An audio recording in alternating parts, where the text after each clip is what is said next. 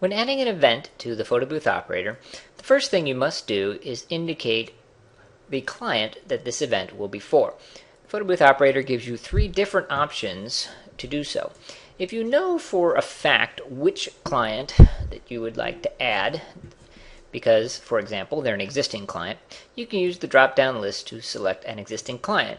The same holds true if it's someone who did a data availability check, or if it is someone that you have in one of your email lists, or if it was someone who turned in an electronic form.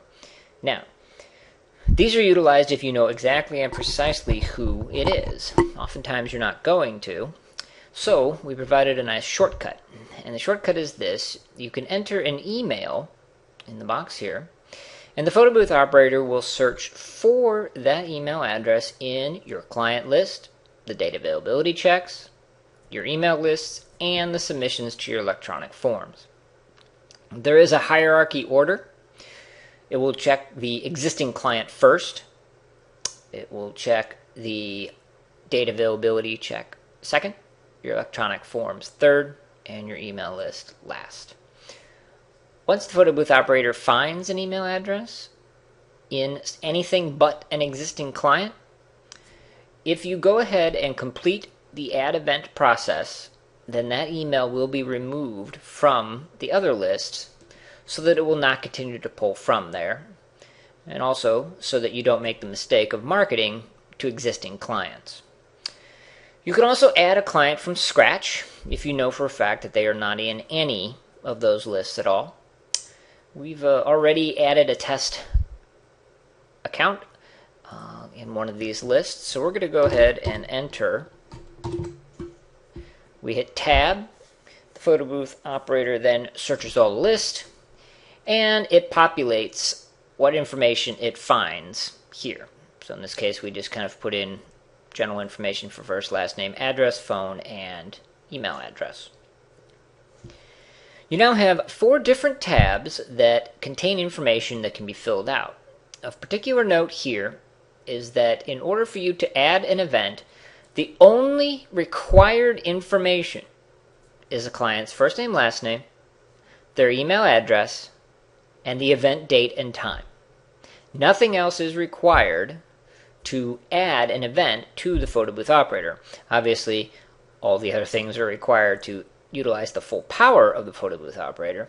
But if you're just looking to add events quickly, you can do so with a first name, last name, email, and event date and time. Before we go into the specifics, I want to take particular note of the prospective client trigger. Many clients will write up prospective contracts, prospective plans, call it what you will, that they would like to send to different people, and a lot of that times they want it to be automated. But this is not going to be an event that is confirmed initially. Now later it may become confirmed, but at this point it's merely a proposal. You don't want these events showing up on calendars, showing up in financial reports, or anything of that nature. So if you change this to is this yes on this is a proposal, then whatever information you put into this event here will not show up on your calendar, will not show up on financial reports. It will, however, be fully accessible to any kind of automated email contacts that you might have, or email contacts. Of particular note and of extreme importance is that as soon as money is collected, so as soon as a deposit or payment is made, you can no longer be a prospective client. At that point, contract is signed, money has been exchanged. The Photobooth Operator automatically changes, if you don't already, from proposal or prospective to an actual client. So, real quick here, we have our client information, first name, last name, company name, address, phone, email, alternate phone, and then the client portal password. It can be entered now or later. It doesn't matter. The prospective client that we just spoke of. And then the venue information. You have the option of choosing previous venues, and it will populate that information. Or you can enter your own venue information here. It will be saved, and the next time you go to add an event, it will show up in this drop down. So if we were to have something at the Ameristar Casino, it would populate with information about the Ameristar Casino. Down below, you enter the event date and time. Simply click on the box, and it brings up a nice calendar, so you can move around to whenever you need to. Set this for December 1st. Nice Sunday. And then the date and time. We'll do something at 1 p.m. Done. You can choose a setup time. And the Photobooth Operator brings up a nice little handy AM/PM indicator. Since this is at 1 p.m., we're going to set up at, 12 p.m. Certainly not AM. And we'll make it 12:15. Quick setup. If you are partnered with someone that you've already entered their partner information in the components, then you can indicate it here. When you do, then the partner payout shows up. And if you had indicated in the financials that there was a payout, the Photobooth Operator would fill that in. Otherwise, you can enter it here yourself. If you remove them, it's removed. Then you can indicate an attendant. And when you do so, the attendant payout comes up. Remove them, and that's removed. Again, it will populate based on the financials. So if you're going to want to get it automatically, you'll want to put the financials in first. Otherwise, you can enter it manually. So following along with the tabs, let's go over to the specifics for the event. And here's where you enter the event type, which booth you're going to be using, how long the event is. Now, if you have in the financials a package indicated, and you have a time on the package, the Photobooth Operator will automatically use that time here. So you don't have to indicate necessarily here. It can pull that information from your financials. Your referral source. And if you look real quick, it says right here, from electronic form, and we can't change it. What happens is when the Photobooth Operator does that email search, which is what we did when we entered add new event, if it finds it in one of these areas, it will fill in the referred by for you. And then on the initial add, it is locked. Now when you edit it, you could go back and change that, but initially it is locked because you want to make sure that you're getting accurate counts on your referral sources. If you have templates, you can indicate it here. And templates, of course, are not artwork. That's separate.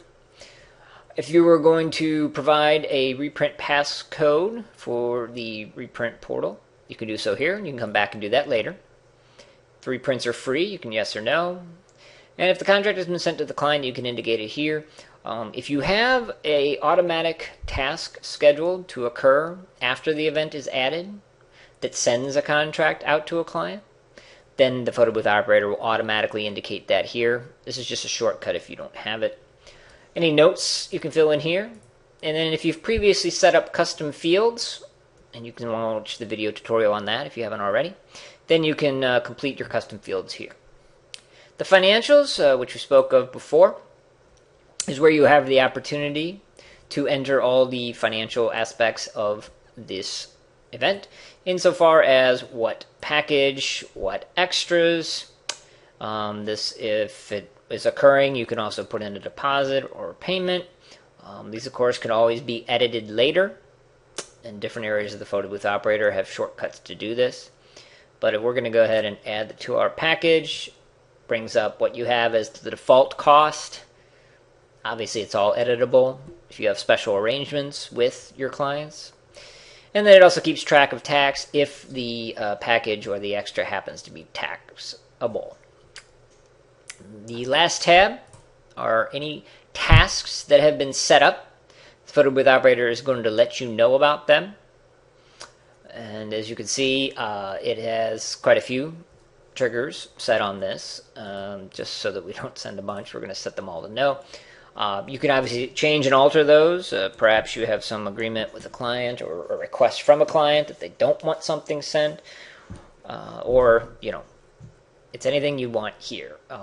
If you have a a document or form that has a signature option included, then the Photobooth Operator gives you the option to either send that email out to them with a link for them to go and sign the form, or after you add this event, you can display it immediately. Now, this is extremely useful to you should you be at any kind of event, for example, a wedding show, and someone wishes to sign up with you immediately.